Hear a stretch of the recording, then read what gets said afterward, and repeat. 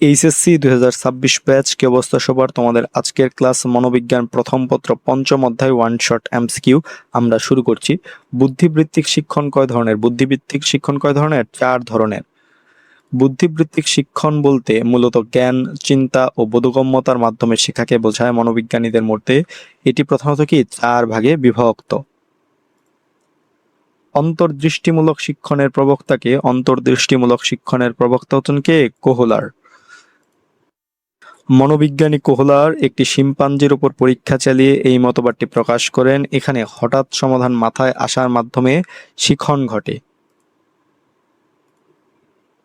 শিবলিকে তার বাবা প্রতিশ্রুতি অনুযায়ী কবিতা মুখস্থ করার পরপরই পুরস্কার দিল। এটি শিক্ষণের কোন শর্ত?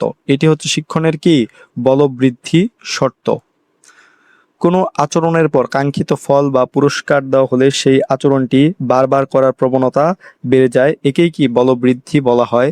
এখানে বাবার দেওয়া পুরস্কার শিবলির কবিতা মুখস্থ করার আচরণকে ত্বরান্বিত করেছে।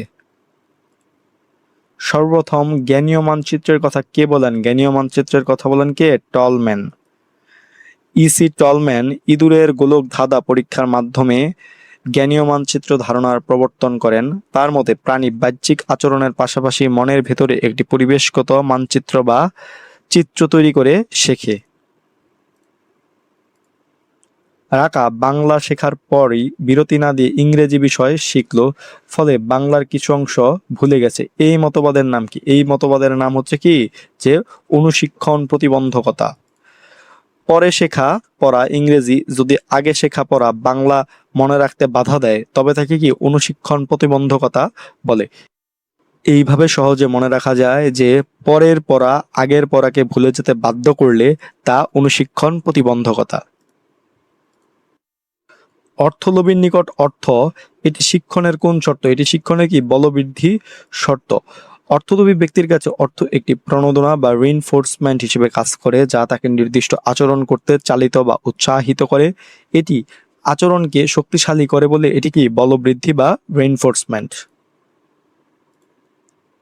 সার্ভে কিউ3আর কি? সার্ভে কিউ3আর হচ্ছে কি? যে স্মৃতি উন্নত করার কৌশল। এটি পড়াশোনা মনে রাখার একটি অত্যন্ত কার্যকরী ও বৈজ্ঞানিক কৌশল। উচ্চ মাধ্যমিক পাশ করা একজন শিক্ষার্থীকে উচ্চশিক্ষার বিষয় নির্বাচনে সিদ্ধান্ত গ্রহণে সহযোগিতা করার প্রক্রিয়াকে কি বলে? সহযোগিতা করার প্রক্রিয়াকে বলা হচ্ছে কি? নির্দেশনা। নির্দেশনা হলো এমন একটি সাধারণ পরামর্শমূলক প্রক্রিয়া যা শিক্ষার্থীকে তার ক্ষমতা ও আগ্রহ অনুযায়ী সঠিক ভবিষ্যৎ বা পথ বা বিষয় বেছে নিতে সাহায্য করে। কোন ধরনের শিক্ষণে হঠাৎ করে সঠিক সমাধান উপস্থিত হয়? কোন ধরনের শিক্ষণে? সেটা হচ্ছে কি? অন্তর্দৃষ্টিমূলক শিক্ষণে। অন্তর্দৃষ্টিমূলক শিক্ষণে প্রাণী চেষ্টা বা ভুল না করেই হুট করে কোনো সমস্যার মূল সমাধান খুঁজে পায়। রাস্তায় লাল বাতি দেখে চালক গাড়ি থামিয়ে দিল, এখানে শিক্ষণের কোন শর্তের প্রভাব রয়েছে? এটি কি? অনুষঙ্গের প্রভাব রয়েছে এখানে। অনুষঙ্গ মানে হচ্ছে কি? যে দুটি বিষয়ের মধ্যে মানসিকভাবে সম্পর্ক স্থাপন করা। এখানে লাল বাতি এবং কি গাড়ি থামানো, এই দুটি বিষয়ের মধ্যে চালকের মনে একটি শক্তিশালী সংযোগ বা অনুষঙ্গ তৈরি হয়েছে। ভাষা সম্পর্কিত স্মৃতি মাপার পদ্ধতি কোনটি? ভাষা সম্পর্কিত স্মৃতি পরিমাপ করার পদ্ধতি হচ্ছে কি? পুনরুদ্রেক পদ্ধতি। পুনরুদ্রেক মানে কোনো বিষয় স্মৃতির ভাণ্ডার থেকে মনের পর্দায় হুবহু ফিরিয়ে আনা। শব্দ, ভাষা ও কবিতার মতো ভাষাগত বিষয়গুলো আমরা কতটা মনে করতে পারছি তা পরিমাপের জন্য পুনরুদ্রেক পদ্ধতি কি ব্যবহার করা হয়। মেলায় পুতুল নাচের টিকিট না পেয়ে সুফিয়া মনের কষ্ট নিয়ে বাড়ি ফিরে আসে। সুফিয়ার মানসিক অবস্থাটি কোনটির সাথে সম্পর্কিত? কোনটির সাথে? আবেগের সাথে সম্পর্কিত। টিকিট না পাওয়ার কারণে যে মন খারাপ বা কষ্ট তৈরি হয়েছে তা মানুষের মানসিকভাবে তীব্র অনুভূতির প্রকাশ। কোনো মানসিক প্রতিক্রিয়া বা অনুভূতির অবস্থাকেই কি আবেগ বলা হয়। অনুষঙ্গ কত প্রকার? অনুষঙ্গ হচ্ছে কত প্রকার? 2 প্রকার। স্মৃতির অপরিহার্য শর্ত কোনটি? স্মৃতির অপরিহার্য শর্ত হচ্ছে কি? শিক্ষণ।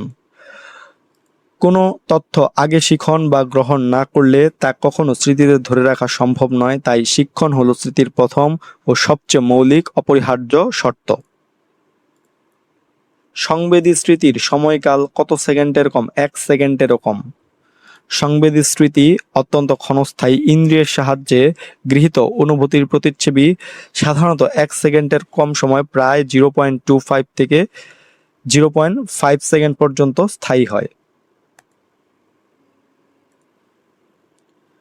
কোন স্মৃতির ধারণ ক্ষমতা 20 সেকেন্ডের কম সময়? কোন স্মৃতি? স্বল্পস্থায়ী স্মৃতির ধারণ ক্ষমতা। স্বল্পস্থায়ী স্মৃতি যেটা আছে সেটা হচ্ছে কি সাধারণত 15 থেকে 20 সেকেন্ড অথবা সর্বোচ্চ 30 সেকেন্ড পর্যন্ত স্থায়ী হয়, এবং চর্চা না থাকলে কি এই তথ্যগুলো দ্রুত মুছে যায়। তাৎক্ষণিক স্মৃতি প্রসারের মাত্রা কত? 7 ± 2। মনোবিজ্ঞানী জর্জ মিলার এটিকে দ্য ম্যাজিক্যাল নাম্বার 7 বলেছেন। একজন মানুষ একেবারে সাধারণত 5 থেকে 9টি অর্থাৎ কি 7 ± 2 তথ্য বা সংখ্যা তাৎক্ষণিকভাবে স্মরণ রাখতে পারে। বিস্মৃতির কারণ কোনটি? বিস্মৃতির কারণ হচ্ছে কোনটা? যে প্রকারগত পরিবর্তন। সময়ের সাথে সাথে যখন স্মৃতিতে থাকা মূল ভাব বা তথ্যের গঠনগত বা রূপগত বিকৃতি ঘটে, তখন মূল পড়া ভুলে যাওয়া বা বিকৃতি হওয়ার ঘটনা ঘটে। এটিকে প্রকারগত পরিবর্তন বলা হয়। কোনো দৃশ্য বা প্রতিচ্ছবিকে স্মৃতিতে ধারণ করা যায় স্মৃতিকে উন্নত করার কোন কৌশলের সাহায্যে? কোন কৌশলের সাহায্যে? সেটা হচ্ছে কি স্থান পদ্ধতির সাহায্যে। এটিকে মেথড অফ লসি বলা হয়। জানা কোনো স্থান বা ঘরের ভেতরের পরিচিত জিনিসের সাথে নতুন তথ্যগুলোকে মানসিকভাবে গেঁথে বা দৃশ্যকল্প তৈরি করে মনে রাখার কৌশলই হলো হচ্ছে কি স্থান পদ্ধতি। অন্যকে আদর্শ হিসেবে গ্রহণ করে তার মতো নিজেকে বা নিজের আচরণ পরিবর্তন সাধন করাকে কি বলে? নিজের পরিবর্তন সাধন করাকে বলা হচ্ছে কি অনুকরণ শিক্ষণ। অন্য কাউকে দেখে তার আচরণ হুবহু নকল বা কপি করে শেখাকে অনুকরণ শিক্ষণ বলা হয়। শিক্ষণের সূত্রপাত হয় কোনটিকে ঘিরে? কোনটিকে ঘিরে? সমস্যাকে ঘিরে শিক্ষণের সূত্রপাত হয়। কোনো প্রাণী বা মানুষ যখন জীবনের চলার পথে বা কোনো কাজের ক্ষেত্রে সমস্যার সম্মুখীন হয়, তখনই সে সেই সমস্যা সমাধানের তাগিদ থেকে নতুন কিছু শেখে। জেমি নজরুলের একটি কবিতা মুখস্থ করার পরপরই জীবনানন্দ দাশের কবিতা বলতে গেলে নজরুলের কবিতার লাইন দুটি বলে ফেলে। জেমির বিস্মৃতির জন্য দায়ী কোনটা? সেটা হচ্ছে কি যে পূর্ব শিক্ষণ প্রতিবন্ধকতা। আগে শেখা পড়া নজরুলের কবিতা যদি পরে শেখা পড়াকে জীবনানন্দ দাশের কবিতাকে মনে করতে বাধা দেয় বা গুলিয়ে ফেলে, তাকে কি পূর্ব শিক্ষণ প্রতিবন্ধকতা বলা হয়। স্মৃতি পরিমাপের কোন পদ্ধতিতে ভুল উত্তরের জন্য নম্বর কর্তন করা হয়? কোন পদ্ধতিতে? সেটা হচ্ছে কি প্রত্যাভিজ্ঞা পদ্ধতিতে। প্রত্যাভিজ্ঞা পদ্ধতিতে বা বহু নির্বাচনী পদ্ধতিতে অনুমান ভিত্তিক বা আন্দাজে ভুল উত্তর দেওয়া ঠেকাতে নম্বর কর্তনের সূত্র ব্যবহার করা হয়। স্মৃতি কত প্রকার? স্মৃতি হচ্ছে 3 প্রকার: সংবেদী স্মৃতি, স্বল্পস্থায়ী স্মৃতি এবং কি দীর্ঘস্থায়ী স্মৃতি। বাড়িতে মেহমান এলে সুমনের সালাম দেওয়া দেখে ছোট ভাই রাসেলও সালাম দেয়। এটি কোন শিক্ষণের অন্তর্গত? এটি কি অনুকরণ ও মডেলিং শিক্ষণের অন্তর্গত।